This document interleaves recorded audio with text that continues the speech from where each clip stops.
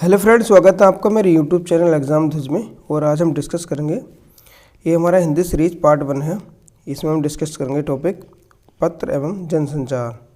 इसमें देखेंगे most important MCQ जो एग्ज़ाम में आपके पूछे गए हैं, क्योंकि यहाँ से आपका 1 या 2 नंबर के क्वेश्चन आपके पूछे जाते हैं। तो ये टॉपिक हमारा काफ़ी इम्पोर्टेंट हो जाता है।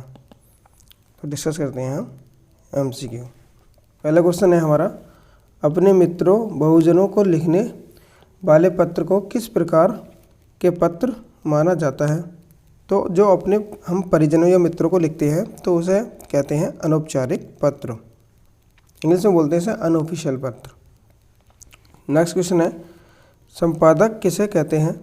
तो संपादक का जो कार्य होता है ये होता है आपका त्रुटि रहित कर छापने योग्य बनाने वाला, अर्थात जो न्यूज है उसको त्रुटि रहित करेगा और फिर उसको छापने योग्य बनाने वाले को संपादक कहते हैं।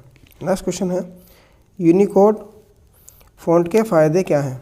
तो यूनिकोड जो फ़ॉन्ट होता है इसके फ़ायदे होते हैं आपके मानक कुंजी पटल में टंकण, सभी अद्यतन प्रचलन प्रणालियों में पठनीय, ऑनलाइन व ऑफलाइन के लिए प्रयोग में सुविधा, दैट इज़ इसका आंसर हो जाएगा आपका उपयुक्त सभी।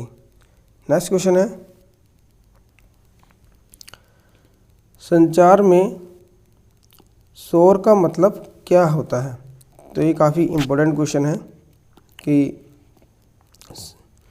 संचार में शोर का मतलब क्या होता है। शोर आप जानती है, शोर माने होती नॉइस।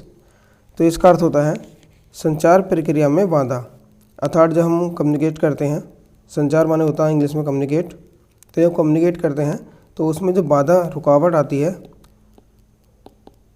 रुकावट या बाधा जो जनरेट होती है उसे बोलते हैं शोर। नेक्स्ट क्वेश्चन है,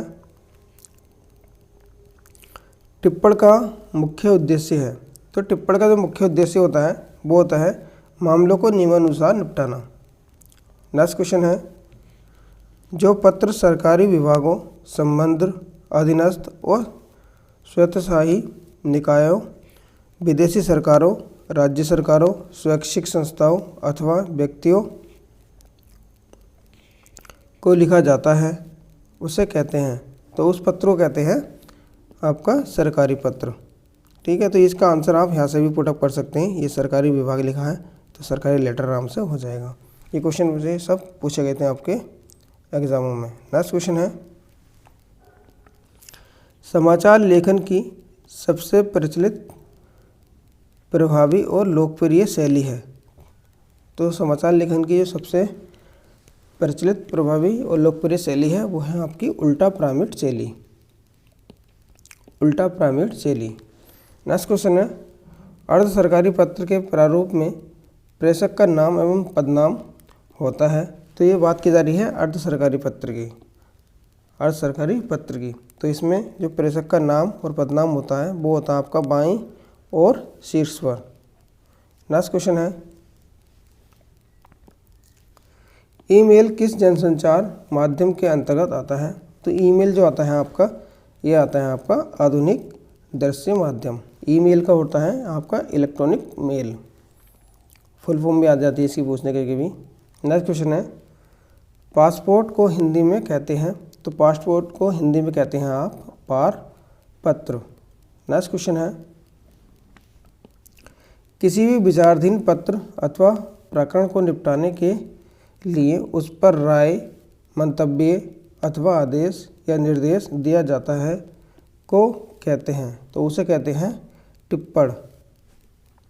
नेक्स्ट क्वेश्चन है,